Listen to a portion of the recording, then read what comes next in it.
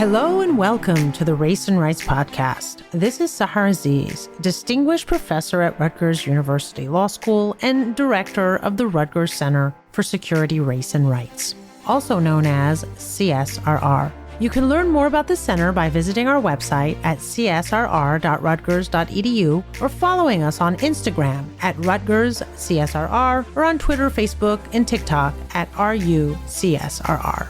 The Race and Rights Podcast explores the myriad issues that adversely impact the civil and human rights of America's diverse Muslim, Arab, and South Asian communities, in the United States as well as abroad. Today's episode is entitled Peaceful Families, American Muslim Efforts Against Domestic Violence, featuring Professor Juliane Hammer, who wrote a book by the same name. Our conversation addresses how Muslim advocacy work against domestic abuse is embedded in and challenged by systems of anti-Muslim hostility and racism, while also having to contend with changing notions of gender norms and practices. Based on ethnographic research and textual analysis, Professor Hammer offers an intersectional analysis of how Muslim advocates respond to these challenges both within and outside of the Muslim communities they serve. Let's hear what our guest has to say about this unique intersection of religion, race, and gender. Welcome, Dr. Hammer. Thank you, Professor Aziz. Before I do anything else, Habiba Johnson and Lauren Russell for making this possible and for doing all the work behind the scenes. And I want to say how honored I am to be part of this lecture series from the Center for Security, Race and Rights. Initially, when I got the invitation, I was a little worried because I'm not a law professor or lawyer. I do think, however, that I have something to contribute to this conversation. And I want to also thank everyone in the audience. I can't see you, but I know that you're there. And I appreciate you taking the time to be here for this conversation. So as Professor Aziz already said, October is Domestic Violence Awareness Month, and it seems fitting to give this talk during this month. At the same time, I also want to point out that the conversations that happen in October are usually no more than a small blip in the pervasive silence the rest of the year about this topic in not just American society, but certainly here as well. And so I want to dedicate this talk to victims and survivors of domestic abuse and to those who have and still are doing the difficult work to end domestic violence in our societies at large and in our communities, including many of you. And I have dedicated this book and I did this research and wrote this book so that more people can see you, because the silence, as I said, is pervasive. And so because of this silence, I have come to realize, mostly after the book was published, that every time I give a talk about the book, a book talk, a conversation, I'm also participating in this awareness work. When I was doing my research, I came to this realization, and if you've read the book or if you will read it, you will see that I came to the realization that some really basic sort of groundwork was necessary, because most people in this society don't really know enough about domestic violence in general. So this tile, which is an Ottoman-inspired tile I bought in Istanbul many, many years ago, has been sitting on a shelf in my office for nearly a decade. At one point after I bought it, it fell off the shelf, and you can see in the image that it's broken in several places and that I have glued it back together. And it is now on my shelf to remind me of some of the deeper questions that I only touch upon in the book, but that animate this work that I've been doing, that has to do with questions of trauma, questions of brokenness, questions of humanity, and the question of violence. And I think often about what it means for humans to be broken and what it means to be mended or put back together, and whether there are layers to our trauma. And ultimately, I've also come to a place where I continuously ask myself about why there is so much violence and where it comes from and what makes humans, many of us, capable of inflicting violence on others, but also where justice lies. And so I decided relatively early on in the project that I wanted this image to be the cover image for the book, and convinced my editor to actually go with that. And so you can see here that they even accepted to keep the broken part of the tile on the cover. So it's not just another pretty cover on a book about Muslims, which is sort of one of the options. So I want to tell you a little bit about the book, and then spend more of my time pulling out of the book a theme that is not sort of a theme that I emphasize in the book itself, which is obstacles to the work that Muslim advocates against domestic violence face, obstacles and challenges. So the book is not a book about domestic violence in Muslim communities. As Professor Aziz pointed out, there is domestic violence in Muslim communities the same way there is everywhere else. I'm not someone who does quantitative research, but there are enough quantitative studies to indicate that the incidence of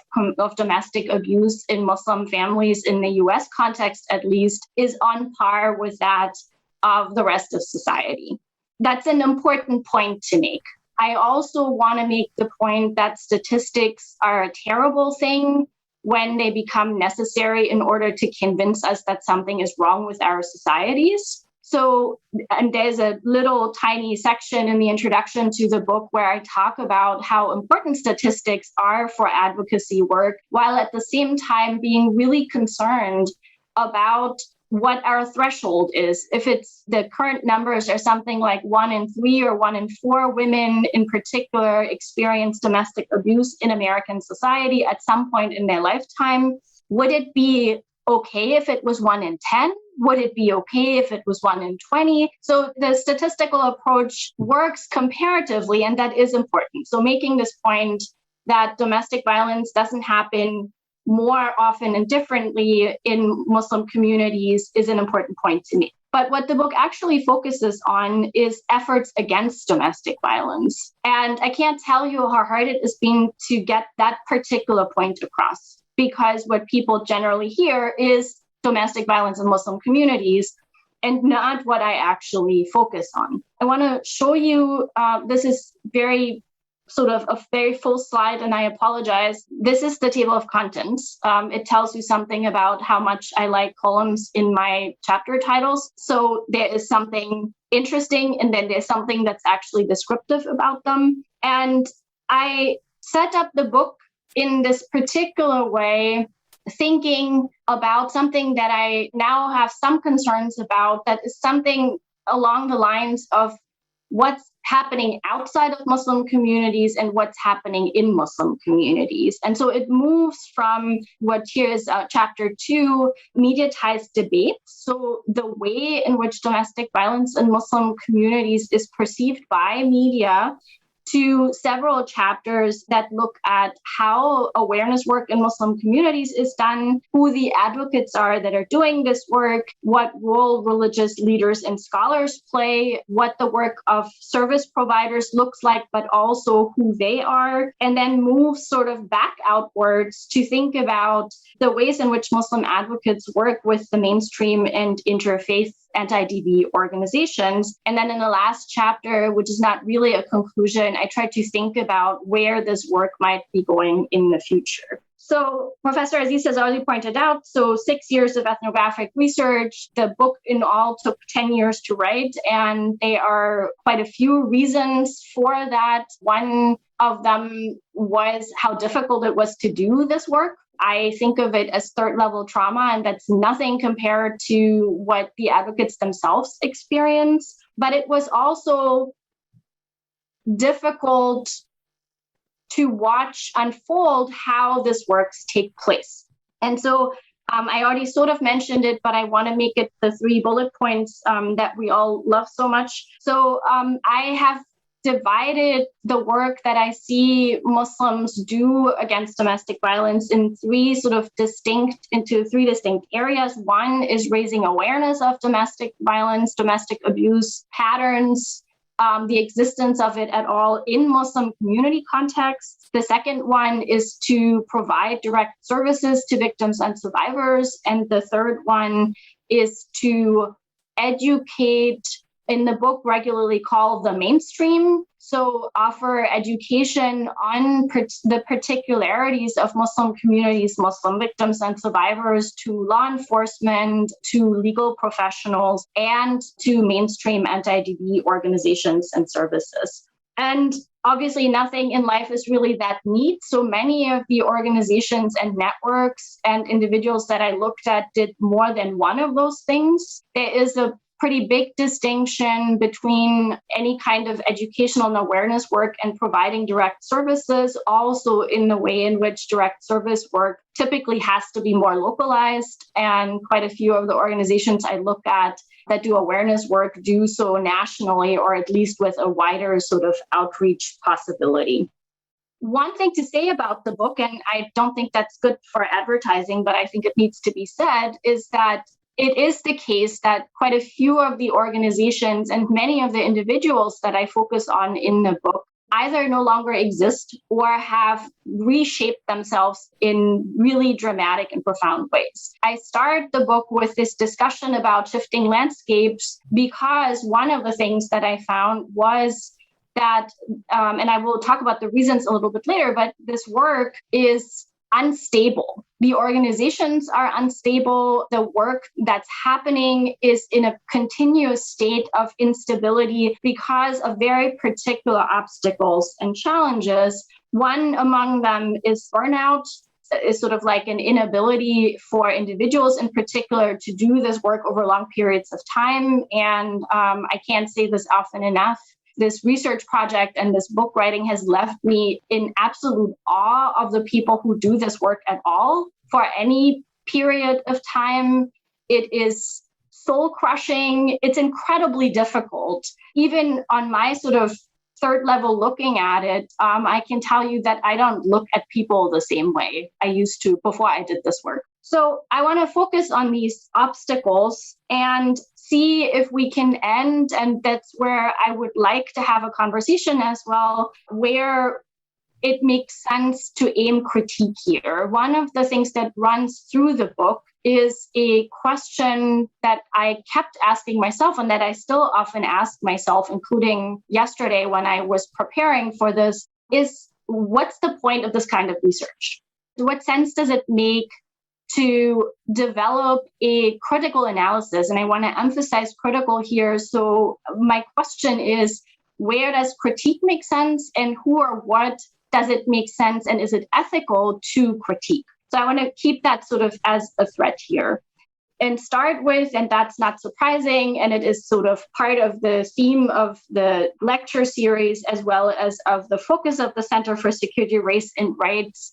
I want to start with anti-Muslim hostility / bigotry. I don't want to spend any time here explaining why I don't like the term Islamophobia. Suffice it to say that I don't like using it, and so I don't really use it in my work, but I usually have a paragraph where I explain why I don't, because everyone else does. This is not really an attempt at a definition. It's an attempt to open up the way in which we usually talk about this phenomenon. And also, I want to point out that it's not a singular phenomenon, that it has different facets to it, and that these facets and the context in which it exists both are really important. One of the sort of beefs I have with the Islamophobia conversation, the academic conversation, as well as the political one, is an attempt, and I understand why that attempt exists, but an attempt to globalize thinking about Islamophobia as a set of connected phenomena. And sometimes what ends up happening is that people sort of throw all of these things in one pot and then say, and this is all basically the same thing. And I don't think that that serves us well. And so in this sort of 3-point definition here, I'm trying to be very careful about keeping open the different facets that I have seen. So pointing it out not as something that happens to people arbitrarily, but as an ideological framework and an ideological system that is closely linked and often very widely overlaps with racism, that in this particular context posits that Muslims are dangerous, that they are not really belonging in US society, and that Islam is a foreign religion. Sometimes it takes the form of claiming that Islam is not a religion at all, and to also get away, at least partially, from the idea that anti-Muslim hostility is the fault of the media, or that it is produced in the media, and to recognize that as an ideological system, it's produced in at least a triangle of media, society, and the state. And it's always a good question to ask who benefits from the production of anti-Muslim hostility. And then to also point to the fact that we're looking at a very wide spectrum of phenomena or things that happen to Muslims because of anti-Muslim hostility, including discriminatory practices, hate crimes, exclusion from mainstream society, and the exertion of violence that's not always individualized violence, but it is often actually state violence. So having sort of put that here, I want to come back to media. And this is one of those moments where I finished writing the book in 2018. And from what I just said, you can already see that the media angle was, in the book, it's an entry point. If I wrote it today, I don't think I would start there again, because this overemphasis of the media as the culprit distracts us really dramatically from other things. But because it's first in the book, I'll sort of point to it here. So I start in that chapter talking about the really gruesome murder of Asya Zubair in 2009, because it wasn't only a media event, but rather was something that also spurred Muslim communities and Muslim organizations into a more public breaking of the silence. So something happens in 2009 after February when the murder took place that sort of propels Muslims into a rather public conversation, which I trace in the chapter, about how this is possible. That is also always already a conversation about how to fight off anti-Muslim stereotypes, how to push back against them. And the chapter also has a component that talks about Mildred Muhammad. You've probably not heard of her, and that's a problem. She is the ex-wife of the DC sniper. And I think about why it is that that her story, which she publicized pretty widely, including writing a book about her experiences, doesn't appear on the radar as a conversation about domestic violence, even though it was. And so there are questions here. Some of it, I would argue, has to do with race and the fact that Mildred Muhammad is Black, and African-American Muslims do not particularly well fit into this idea of Islam as a foreign religion and Muslims as immigrants who came from somewhere else and don't belong here. And so what happens is an additional layer of silencing that we see happening here, even in these media conversations, because Black Muslim communities, even with regards to violence, can't easily be integrated into that particular version of anti-Muslim hostility and bigotry. So one thing that I found really surprising when I first started doing this research in 2009, 2010, was that I would have expected that the advocates are very concerned about the media representations, that the silence, in fact, comes from fear of being misrepresented in the media. And I found that that was not as big a concern. It comes up occasionally in interviews, but it isn't as big a concern. People who do anti-TV work have sort of accepted that that's a side effect, but that the task and their cause is so important that they're not going to sort of focus too much on that. Having said that, I have also argued in my work that Muslim debates about anything in the US context, in what I call the Muslim American public square, take place under the gaze of others. And not only or surveillance, pick the word that you like better, both of those happen. And it's not just awareness of this gaze or this surveillance. It's also that I argue that that surveillance changes the conversations themselves. There is no such thing as an intra-Muslim conversation that's not being watched by someone else. And because we are aware of that conversation, of that gaze, we adjust how we talk about things. There is another layer that's connected to this gaze, which is state surveillance and securitization. The title of the lecture series is Desecuritizing Muslims. And so I want to point out that it's not just a media kind of a gaze, but a gaze that translates into state policy And within that context, and there are others who've done profoundly important work on how Muslim becomes a legal category, even though it isn't and shouldn't be. But the state apparatus, Professor Aziz is an example of someone who's done that work. And so on the state level, the idea that Islam is an inherently violent religion, that Muslim men are inherently violent, which then easily explains why they would engage in domestic abuse as sort of like a side version of that violence, and even the idea that incarceration provides remedies for any kind of violent behavior. There's a long conversation to be had about abolition that I don't want to have here, but Muslims are sort of caught up in these conversations in very specific ways. Here is a layer that I'm now thinking more about than I did maybe 3 or 4 or 5 years ago. And it shows up in the book in places, but it's somewhat subtle. And so I want to sort of pull it out here and point out that one of the obstacles that Muslim anti-DV advocates face is not on the level of media representations and is not on the level of securitization necessarily, but is on the level of your everyday garden variety liberal anti-Muslim hostility that shows up in particular ways in mainstream anti-domestic violence work.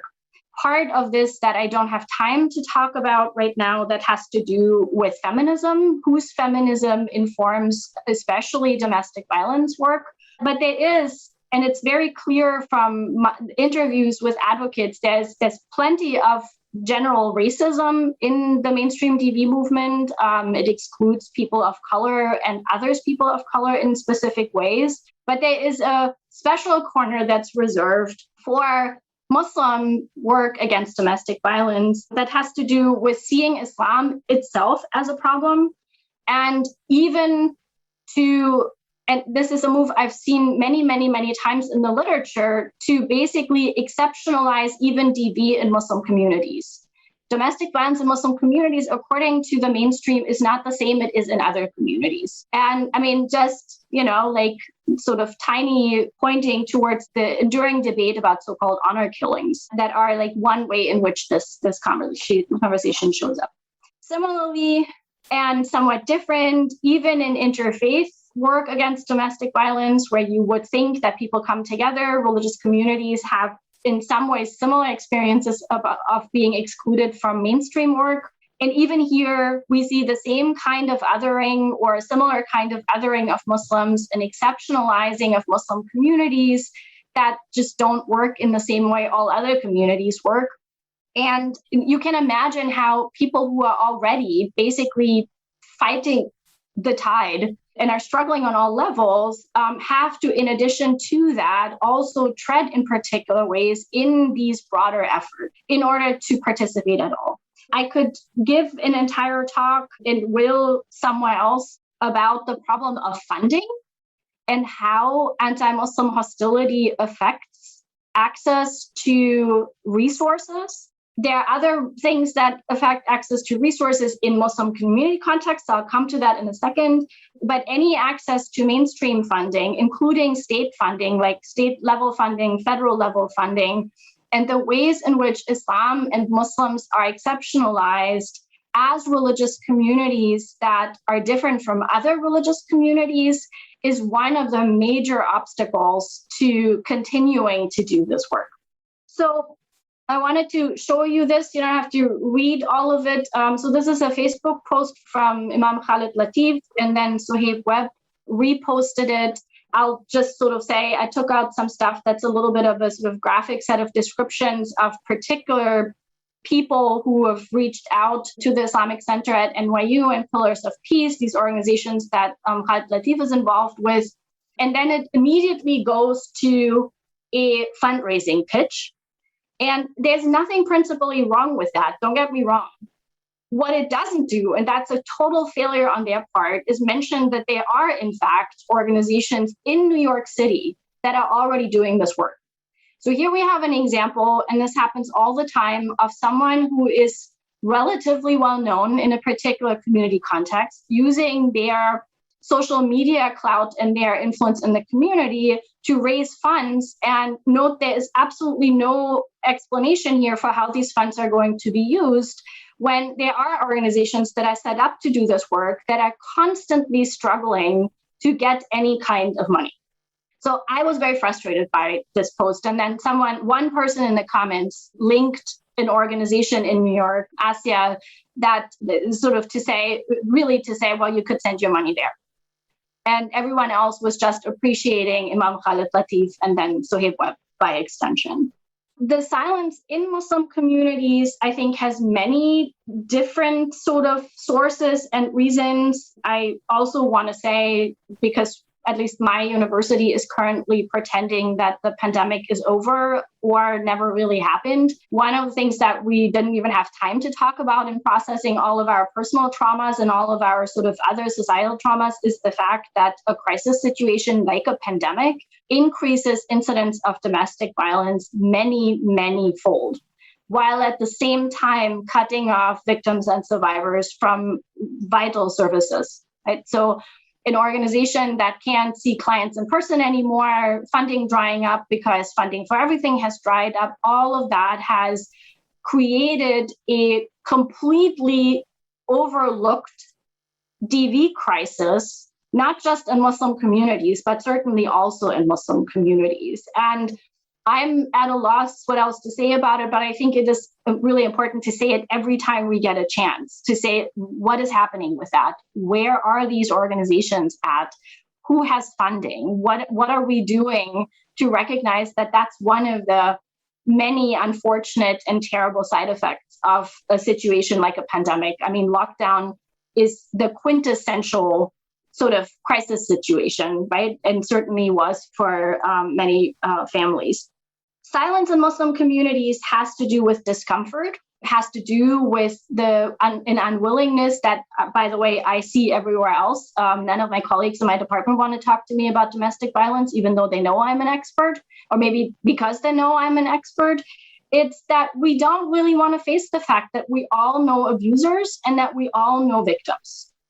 It's very uncomfortable to sort of shift your perception of the community that you live in and the society that you live in.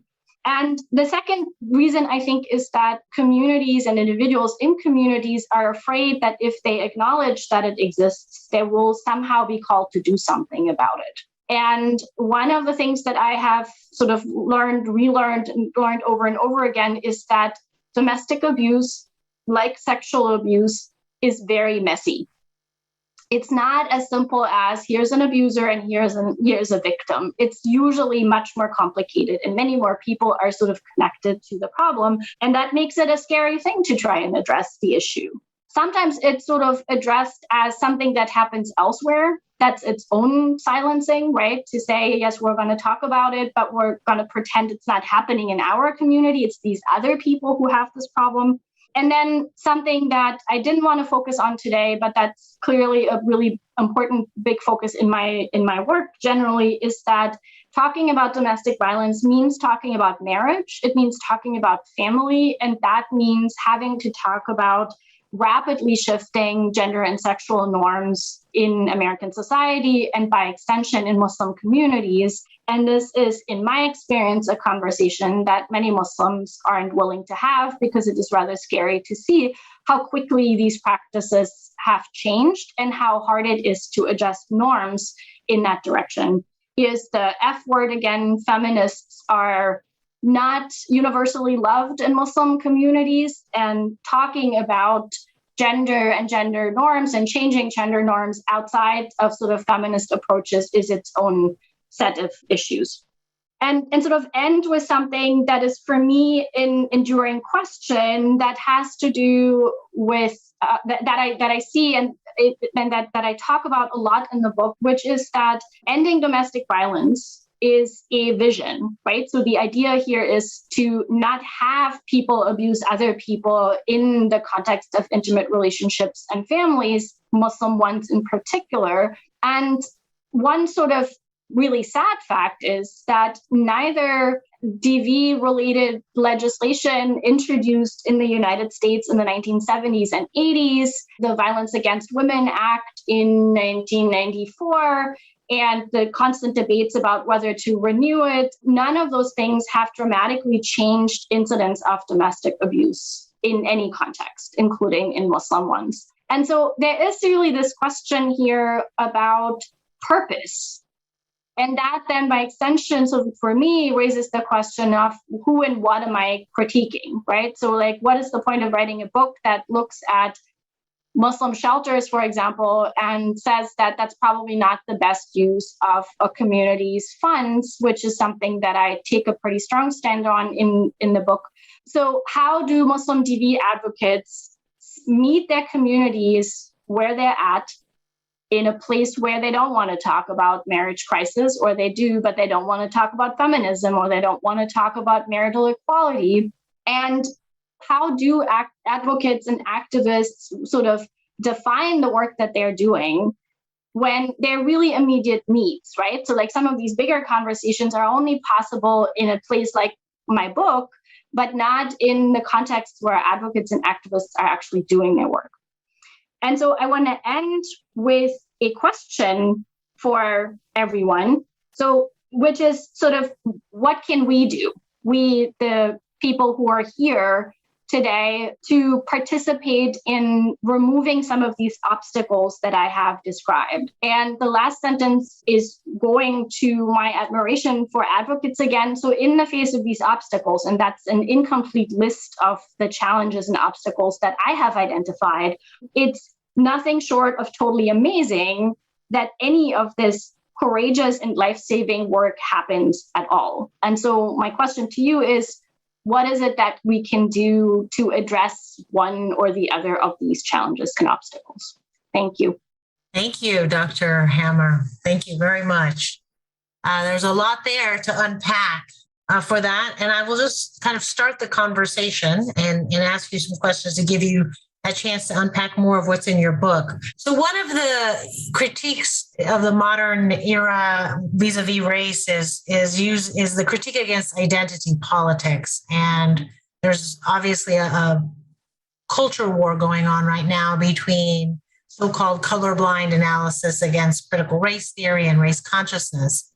And one issue that comes up, especially when you're dealing with religious minorities, is having the safe space, or the space where the people in which you're engaging with understand your cultural norms, understand if you're an immigrant, your immigrant experiences, if you're a racial minority, kind of the challenges that you face as a result of that. And so when we talk about domestic violence, there's some value, I would think, to being in a space where the social workers, the counselors, the lawyers, they may not necessarily have to be Muslims themselves, but at least have sensitivity and education that is tailored to things that are maybe unique to being a Muslim woman, especially if you are a Muslim woman who seeks to follow your faith, right? And however you define it, not one that is simply a Muslim by name, right? And so you've chosen to be a practicing Muslim. So that, as compared to what we'll call mainstream domestic violence advocacy groups or services, because oftentimes that's the expectation, the default is everybody just goes to these mainstream services. How does this tension, how do you deal with that when you were analyzing the advocacy groups? In other words, did you find that it really does make a difference substantively to have a shelter that is not exclusive only for Muslim, but that is very sensitive to Muslim women, victims of domestic violence? Or did you find that not to necessarily make a big difference? So I can't measure whether it makes a difference. Definitely a point of conversation. That's what the sort of educational arm of these three types of activities is principally about. I will point out that there are two big issues that I see. One is that type of education and that type of sensitivity training runs into the problem of essentializing, right? So it's an issue of how do you tell a group of DV shelter workers what a Muslim woman might need without creating the idealized Muslim woman who practices in particular ways, wears hijab or doesn't wear hijab, eats only halal meat or doesn't eat meat at all, right? So like it becomes a question, this is an issue in public health as well, right? Like, so this question of how do you educate people about Islam without creating a Islam 101 5-pillar, here are the things you need to know, that actually, in my opinion, is still better than no education, but it also has the potential to make things worse, right? Because when a caseworker meets a Muslim woman and she doesn't meet 3 of these 5 criteria, it's not actually helpful for the survivor necessarily. So this is a complicated thing. The other problem here is something that I talk at much length about in the book, which is the construction of religion and culture. So this training that you were describing would in most cases be called cultural sensitivity training. The Department of Justice can't give funding to something that talks about religion.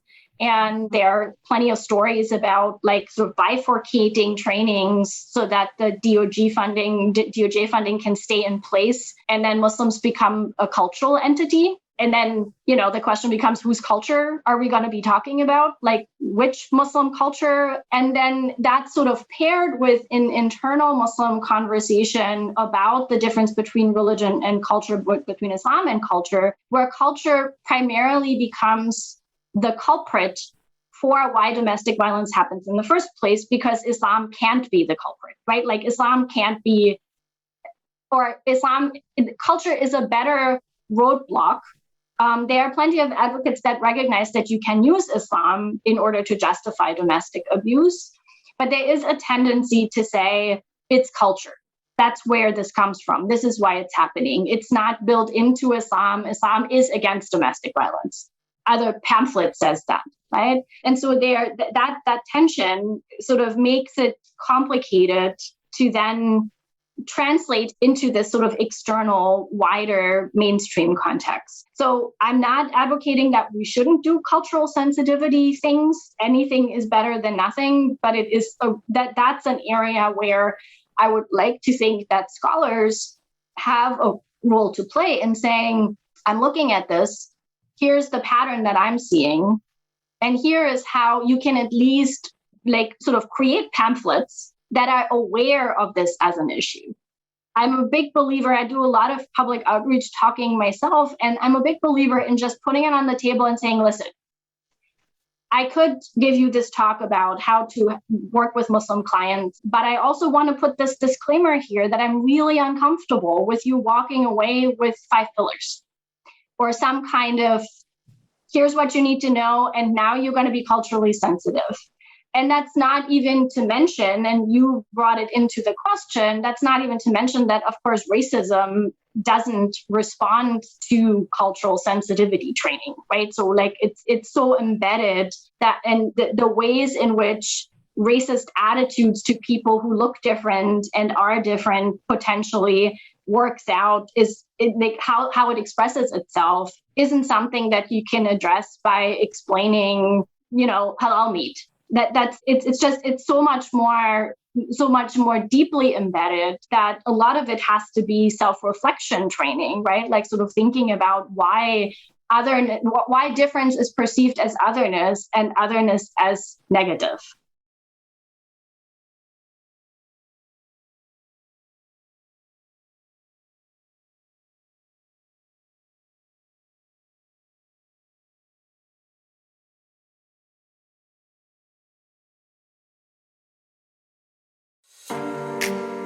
We hope you enjoyed today's episode of the Race and Rights podcast. This podcast is hosted by the Center for Security, Race and Rights, housed at Rutgers Law School, also known as the People's Electric Law School. CSRR engages in research, education, and advocacy on issues that adversely impact the civil and human rights of America's diverse Muslim, Arab, and South Asian communities. We do so through an interfaith, cross-racial, and interdisciplinary approach. To hear additional episodes of the Race and Rights podcast, check out our pages on Spotify, Apple Podcasts, Amazon Music, and everywhere else podcasts are available. Now, for a deep dive on these issues, visit our website at csrr.rutgers.edu, where you can find policy reports, teach-ins, and news commentary by our over 130 faculty affiliates. To watch our over 80 academic and public policy lectures, subscribe to our YouTube channel at Rutgers Center for Security, Race, and Rights. And on social media, be sure to follow us on Instagram at Rutgers CSRR and on Twitter and Facebook at RUCSRR. Finally, you can financially support the Center for Security, Race, and Rights by going to our website at csrr.rutgers.edu and press the donate button. And please give generously. As always, be well and see you next time.